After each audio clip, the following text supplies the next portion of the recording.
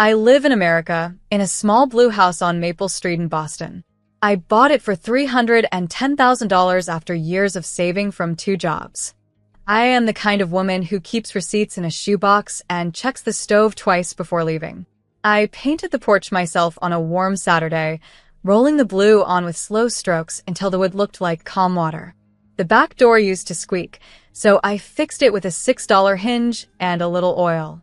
When the sun hits the front windows in the morning, the rooms glow like they are glad I chose them.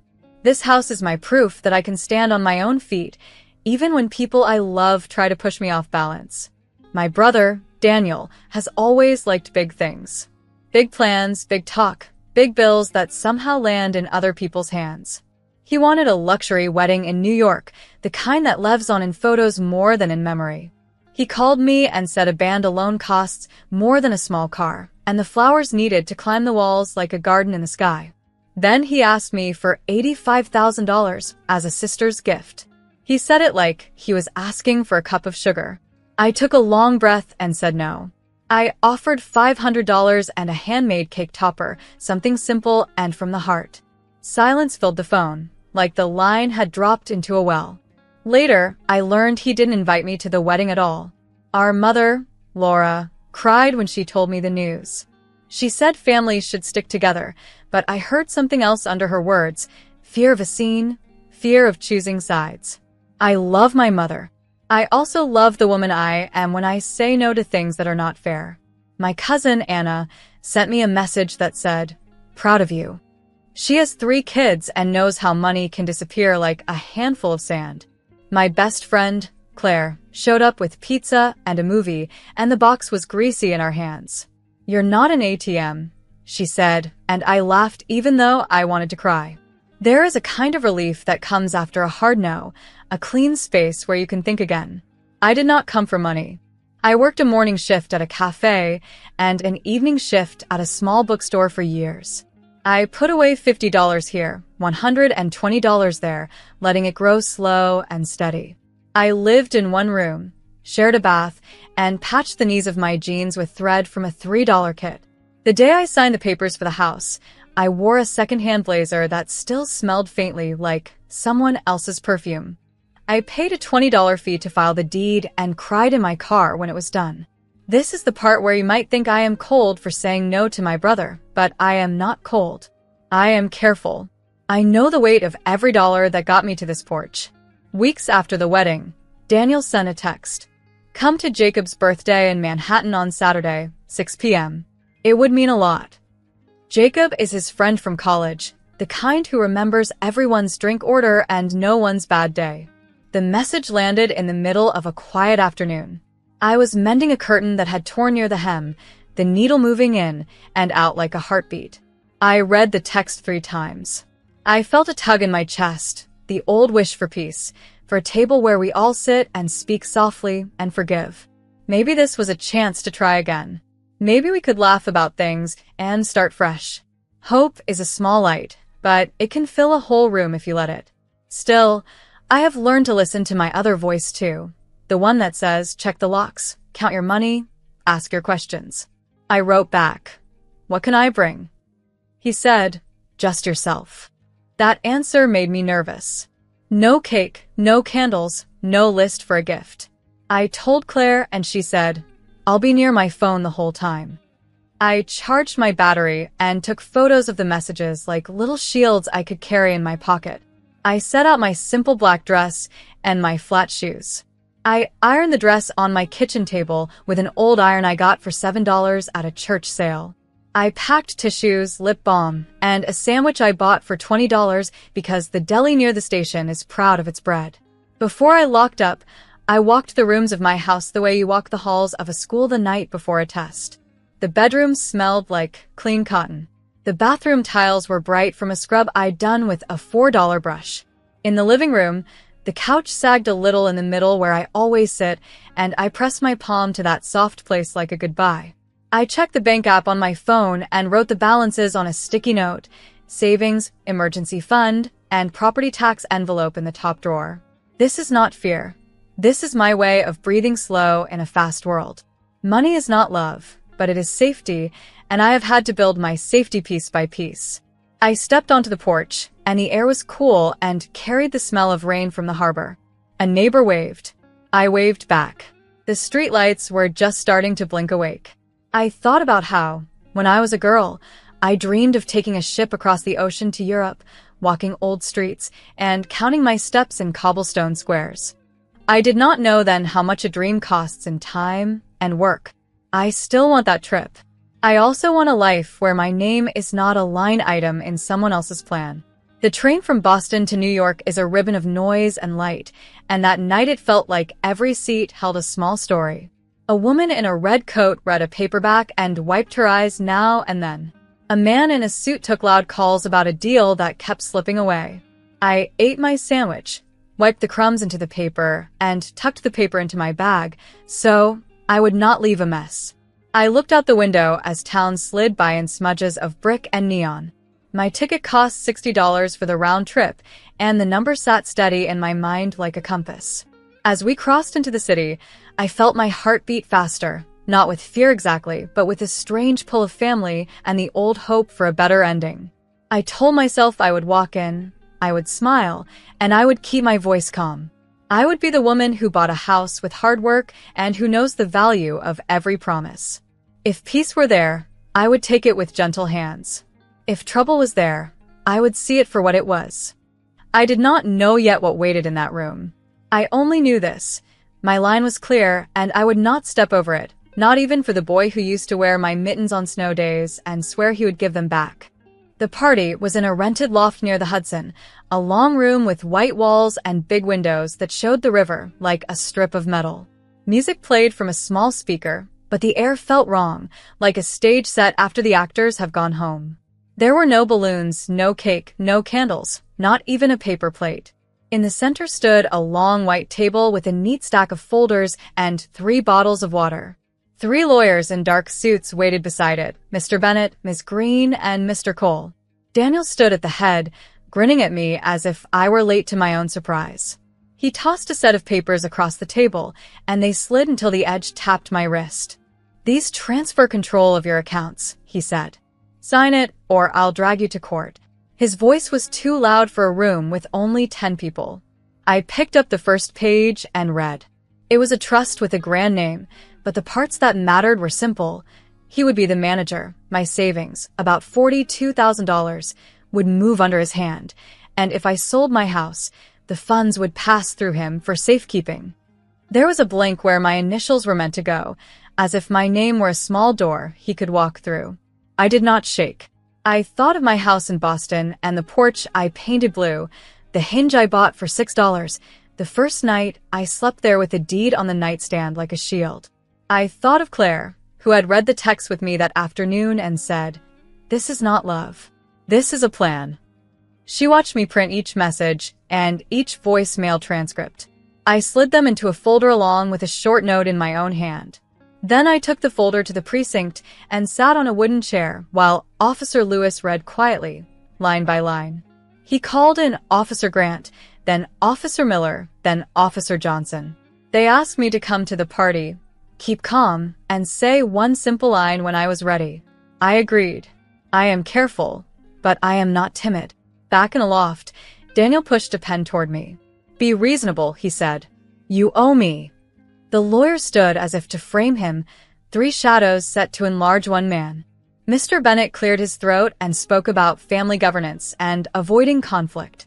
Ms. Green said there was limited time to act. Mr. Cole folded his hands and waited, the way a banker waits for a check to clear. I set the pen down and looked at my brother. His suit was new and sharp. His eyes were the same ones that used to ask for my fries when we were kids. "First," I said, and let my voice sit on the table with the papers, "you need to look back." He turned. 4 police officers stood behind him, steady and quiet. The room shrank to the sound of his breath. Color left his face like the tide pulling back from a flat beach. "This is a misunderstanding," he said, trying to laugh, but the laugh broke on the first note. Officer Lewis stepped forward. "Sir, you're being detained on suspicion of coercion and attempted financial fraud," he said. Officer Grant asked the lawyers to step aside. Officer Miller gathered the loose pages that had fallen to the floor. Officer Johnson asked me if I was all right. I said yes, I was. Ms. Green lifted her hands and asked for a moment to confer. "There is no harm done," she began, but Officer Lewis shook his head. He showed her the printed texts. He read out, "Sign it or I'll ruin you," in the same flat tone he had used at the station. Mr. Bennett tried to talk about civil pathways. "This is not civil," Officer Grant said. "This is a threat." The pen Daniel had pushed toward me rolled to the edge of the table and fell. It landed with a small sound, like a tiny door closing. I let the silence hold for one long breath, and then another. I remembered the papers well enough to see their weak spots. The trust had no notary stamp. The witness lines were blank. The dates were out of order, and the name of my street was misspelled. One page called me the minor beneficiary, which would have been funny in another life. If this was a trap, it was not even a careful one. It was a rush job with a legal cover and a loud voice. But loud voices are how people try to move fear from them into you. I kept mine calm. "I will not sign," I said, though by then no one was asking me to. A few invitees stood near the windows, frozen with their plastic cups. Jacob, the supposed birthday host, stared at the floor like it might tell him what to do. I saw a woman in a red dress step back toward the elevator, as if the wall might open. Somewhere in the hall, an ice machine clicked. I took a sip of water and called Claire. "I'm safe," I told her, keeping my voice low. "They're here," she said. "Good girl," and I laughed in a short, breathy way that reminded me I had a body. My hands were warm. My feet felt firm in my flat shoes. Across the table, the folders waited like dead leaves. The officers asked me to give a brief statement on the spot, nothing more than the outline. I told them about the text that called me to Manhattan, the talk of a birthday, the 3 lawyers, and the threat. I held up my phone, and Officer Johnson photographed the message thread and the call log. Officer Miller took the unsigned trust and slid it into a clear sleeve. "You can finalize the report at the station," he said. "We'll give you the case number tonight." I thanked him. It is a strange thing to be grateful and angry at the same time, but that is what I was, grateful to be seen, angry that I had to prove anything at all. Daniel tried one more push. "She's confused," he said. "She's emotional." He used the old words men use when they want a woman to sit down. I did not sit. "I am clear," I said, and met his eyes. He looked past me at the door like he wanted to run, but the path was closed. Officer Lewis read him his rights. The metal cuffs were quiet, and then not quiet at all. "We'll see about this," Daniel said, but the fight had gone soft at the center. He looked smaller than his suit. When they let him out, the room did not get lighter. It just got honest. The lawyers gathered their bags with slow hands. Ms. Green asked me for a business card, in case we want to avoid court. I told her, "Court is where this belongs." She nodded, like a student who knows the answer and hates it. I picked up my coat, folded it over my arm, and walked to the elevator. On the street, the night air touched my face like cold cloth. I bought a tea from a corner cart for $4, paid with a $10 bill, and kept the change like a small prize. I stood under a streetlight and watched the river. The city hummed in a low, steady way, like it was pretending to be calm for all of us. I thought of my blue porch back in Boston and the small dent in the couch where I always sit. I thought of the savings I built dollar by dollar, and how money is not love, but it is the roof over your head.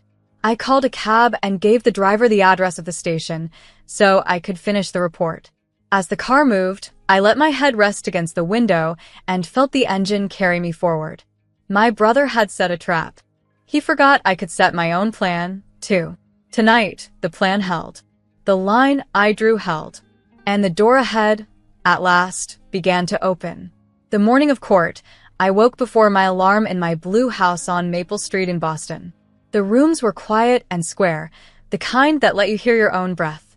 I made toast and drank tea that cost $3 from the corner shop. I packed the folder again, texts, call logs, the fake birthday invite, and the notes I wrote in my own hand. Claire met me at South Station with a hug and 2 granola bars. My mother, Laura, called while we waited for the train and told me she loved me. I told her I loved her, too. The round-trip ticket to New York was $60, the same as the night before. I paid it like rent to my own courage. The courthouse in Manhattan looked like a block of white stone with steps that made you feel small. Inside, the halls smelled of paper and coffee. Claire and I took seats behind the rail. Daniel sat at the defense table in a sharp suit that tried to do more work than it could. Mr. Bennett, Ms. Green, and Mr. Cole flanked him, their files stacked high as if height could win a case. The prosecutor was Ms. Rivera, calm, clear, and steady. Judge Whitman took the bench and read the case number in a voice that left no room for tricks. I pressed my hands flat on my knees and kept my back straight. Ms. Rivera began with the simple spine of the story. She put up the text where Daniel wrote, "Sign it or I'll drag you to court," and, "If you don't cooperate, I'll ruin you." She played the voicemail where he talked about taking control of my house and my bank. Then she called Officer Lewis. He told the court how I came to the precinct with a folder, how I asked for help, and how they planned to stand by until I gave a signal. Officer Grant spoke about the papers on the table and the way Daniel threw them at me. Officer Miller described gathering the unsigned trust and the blank witness lines. Officer Johnson said I was calm and clear and that I asked for nothing more than safety. When it was the defense's turn, Mr. Bennett tried to turn on the light in the room. He said it was a family misunderstanding, a plan for governance and stability. He spoke about emotions and holidays and the cost of weddings in America. Ms. Green said there was no real harm because I never signed. Mr. Cole suggested I was overly cautious with money. I watched Daniel's face while they talked. He kept his eyes down as if the wood grain might open and let him go. When Ms. Rivera asked me to testify, I walked to the stand and told the court the truth in short, plain lines. I said why I said no. I said how he set the trap. I said I still loved my family, and I still would not sign. There are rooms where the air shifts when truth sits down. You feel it in your shoulders first, like someone set down a heavy box. Judge Whitman asked a few tight questions about the trust, the missing notary, the misspelled street name, and the false birthday. He looked at the lawyers over his glasses and then back at the screen with the messages. The courtroom was cold, but heat moved in my chest, a slow flame of relief. Claire squeezed my shoulder once, not too hard, like she knew I was holding myself together with small stitches and breath. When the judge spoke at last, he did not waste words. He called the plan a blunt attempt to seize assets by threat. He said the law does not allow a person to move through another person's life like a thief in daylight. He spoke about the harm of coercion, how it works like a hand on the throat. He said the fake birthday was a lure and the 3 lawyers were part of a stage. Then he read the sentence. 7 years. Restitution of court costs. A no-contact order for me, renewed each year unless I choose to end it. The words landed like stones and then like feathers. I did not smile. I did not gloat. I just breathed, steady and slow, the way you do when you put a heavy box down and remember your hands again. Daniel looked up at me for one long second. I saw the boy who wore my mittens and the man who threw papers at me. I nodded once, not yes, not no, just a marker on a map that says you are here. The officers led him out a side door. The lawyers packed their bags with small, careful motions, as if they might break the air. Ms. Rivera gave me a thin smile that said, "Well done, and I'm sorry," both at once. Outside the courtroom, a victim advocate met me with a soft binder and a list of numbers in case I needed help. We talked about freezing my credit. Each bureau would charge a small fee. I marked it in my budget. Safety has a price, but I could pay it. Claire and I walked down the steps into the late light. I bought us 2 hot dogs from a cart for $10, tax included, because I needed something ordinary to hold. The mustard stained my napkin like a bright flag. We said very little because sometimes peace is a quiet meal on a busy street in America. I kept thinking of my porch, the blue paint, the dent in the couch where I always sit, and how each room now held an echo of that white table in the loft. I wanted to keep the house and also to step out of its echoes. Wanting 2 true things at once is its own kind of ache. We took the evening train back to Boston. The car hummed and rocked like a slow song. I counted the dollars in my wallet, $1.48, and the rest in my account on my phone. Numbers can be a kind of prayer when you have built them with care. I wrote in my small notebook, sell or stay. I drew a line down the page and listed the costs and the price on each side. I wrote the word Europe at the bottom and put a square beside it. The square was empty, but it made space in my mind. I watched the station slide by and felt the day drain out of my bones. At home, I unlocked the door and stood for a full minute in the doorway. The house had that clean, closed smell, like pages that have not been turned. I set the folder in a drawer and labeled it with black ink, Court, Whitman, Daniel. I washed my face and made tea, and sat on the porch in the dark. A neighbor walked a dog and waved. I waved back. The porch light made a small circle on the steps, the kind of light that does not scare the night, only keeps you company. I thought of my mother and of Anna and of Claire, and how love is not alone and not a trap. It is a hand on your shoulder when you stand up to speak. Before bed, I opened the closet and counted the boxes I could pack in a day. I checked the hinges, the locks, and the windows. I folded the $48 into a neat band and slid it into my wallet. I turned off the last light and let the dark room hold me. The sentence was real. The danger was past. The echo was still here, but softer now, like an old bell across the river. In the quiet, I promised myself this. I would not let fear write the next chapter. I would write it myself, in clear lines and simple words, and it would lead me, step by step, toward the life I choose. I put the house on Maple Street on the market 3 weeks after the sentencing. The blue porch looked brave in the photos, but inside I could still hear that night in New York, like a glass rattling in a cupboard. Offers came faster than I expected. A young couple from America toured twice, measured the living room with a tape that snapped like a tiny whip, and wrote the number down on a yellow sheet for $120,000. At closing, after fees and taxes, my attorney handed me a neat summary that said I would clear about $382,000. I paid off my old $7,500 credit card balance that afternoon and felt something unhook in my chest. I moved $300,000 into a safe account, kept $20,000 in cash for the move, and wrote the rest into a budget that did not leave much to chance. Numbers are not love, but they make a steady floor. Packing was slower than I planned. I wrapped mugs in newspaper and found ticket stubs in the couch cushions. Claire came over with tape and a marker and wrote large labels in her round hand.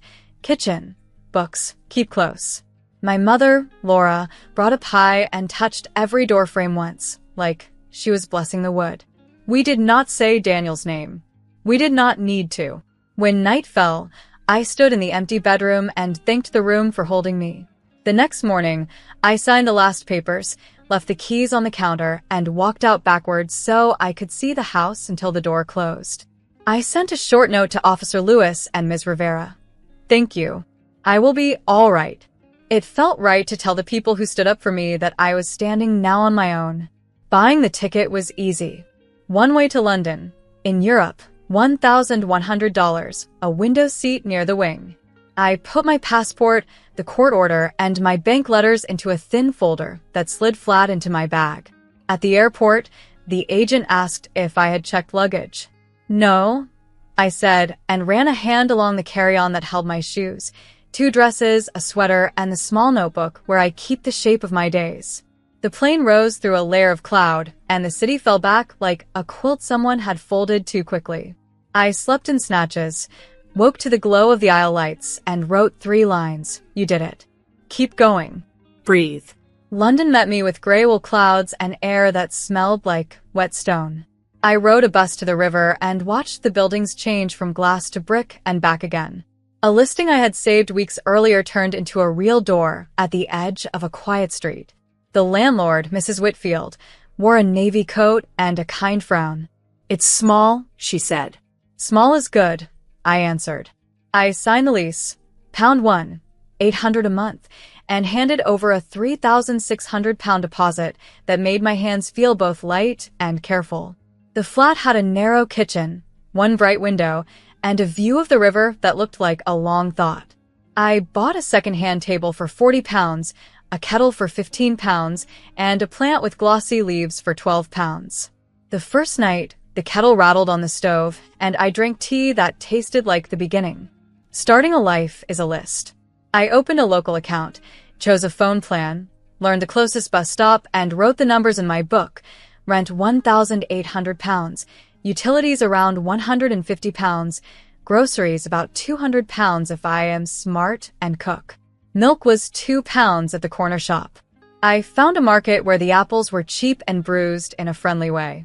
A woman named Grace sold bread and remembered my name the second time I came by. "You've moved from America," she said, as if she could hear the distance in my voice. "Yes," I said, and she nodded like that answer was enough. Work came in its steady way. I left a short CV at 3 bookshops and a museum gift store. The gift store called first. "Can you start on Monday?" the manager, Oliver, asked. I said yes and circled the day in my notebook. The job paid 15 pounds an hour, and I picked up shifts when people were sick or on holiday. I liked unlocking the glass cases and lining up the pencils by their tips. I liked the quiet rush of footsteps when the doors opened and the way a small boy would press his face to a postcard and whisper, "Look." At lunch, I sat on a bench by the river and counted what I had spent, then folded the paper away like a secret I was keeping safe. On Sundays, I walked across bridges and let the wind push my hair back. I learned the corners where the tea shops stay warm and the librarians forgive you for reading too long. I took pictures of door knockers shaped like lions and sent them to Claire with small captions. "This one roars." I called my mother every week and listened to the everyday weather of America, trash day, the neighbor's new dog, the way the maple near our old school still turns the brightest red. Sometimes she cried. Sometimes I did. Every call ended with the same words, steady and simple. "I love you. I'm all right." The no-contact order still sits in a folder, but the paper does not press on me the way it used to. Daniel writes to others, not to me. When I think of him, I see a boy who once shared mittens and a man who forgot that love does not come with a ledger. I do not hate him. Hate is heavy, and I am traveling light. I am not naive either. I know how close I came to losing the money that keeps a roof over my head. That is why I count, why I write, why I still keep a copy of every important page. Some nights, I take the long bus home to make the ride last. Lights slip over the river, and the city hums in a low, even tone. In my flat, I sit at the 40-pound table and open the notebook. I list what I'm grateful for: a key that fits, hot water, a job where people say thank you, and a plant that leans toward the light. I write one sentence for the girl I used to be. "You were right to say no." Then I write a sentence for the woman I am now. "Keep walking." People ask why I left America. I say, because I wanted my story back. I still send photos to Anna and laugh with Claire about small things. I do not say Daniel's name. I make my own tea in the morning, count my own money at night, and save for a future trip I do not have to justify to anyone. If you ever stand in a room where someone throws papers and says, "Sign it or I'll drag you to court," remember this. You can refuse. You can call for help. You can speak in a voice that does not shake and draw a line you will not cross. And if they tell you to look down, make them look back. With luck and with proof, there will be 4 officers behind them and a door behind you that opens to the life you choose, in America, in Europe, wherever your courage points next.